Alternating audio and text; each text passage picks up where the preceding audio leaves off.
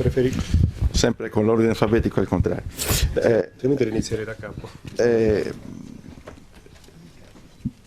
Io penso a volte che di fronte alla rappresentazione che la Confcommercio, e mi limito a quella, che è in questo elenco, ci arriva la voce.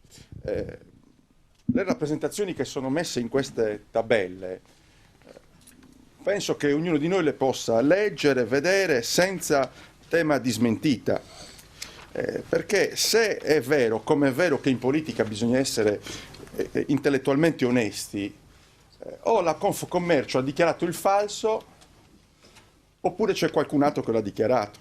Semplificazione amministrativa, 240 giorni di tempo medio d'attesa per inizio corso formazione apprendista, lo dice la Confcommercio. Legge regionale 9 del 2002, e vorrei segnalare il 2002, presidenza Pili, 480 giorni tempo medio per ottenere i contributi della chiusura della pratica. 480 giorni. Dice la Confcommercio, turismo, contributi lunga estate, 250 giorni tempo medio per ottenere i rimborsi della rendicontazione. Ma se vado avanti, la Confcommercio dice che per quanto riguarda gli stanziamenti, i fondi, ad oggi non sono stati erogati i fondi del 2011, 2012 e 2013. È scritto nel documento della Confcommercio, ma come si può venire in casa della Confcommercio a dire l'esatto contrario di quello che la Confcommercio ha scritto qui?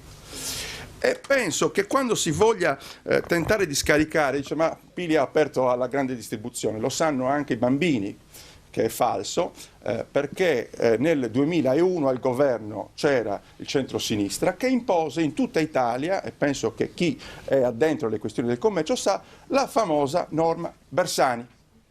L'unica regione in Italia, l'unica, che è stata commissariata perché non ha adempiuto all'obbligo della legge Bersani è la regione Sardegna, di cui io ne ero responsabile, perché sapevo benissimo che bisognava bloccare le multinazionali, che quello era l'obiettivo. Siamo stati commissariati dal governo centrale. Bisogna, quando si parla, parlare con cognizione di causa e conoscere le cose nel dettaglio. E allora Bersani fece il commissariamento e noi contrapponemmo a quel commissariamento un'analisi con la quale si diceva che i piccoli negozi della Sardegna, la piccola attività commerciale della Sardegna, avevano già raggiunto rispetto all'indice demografico il massimo possibile. Fu la giunta successiva ad aprire totalmente quel canale. E io, nella mia città, ad Iglesias, ho impedito per tutti i 7 anni della mia amministrazione la nascita di un solo centro commerciale. È la storia che parla, non bisogna bluffare e dire cose che non stanno né in cielo né in terra. E bisogna dire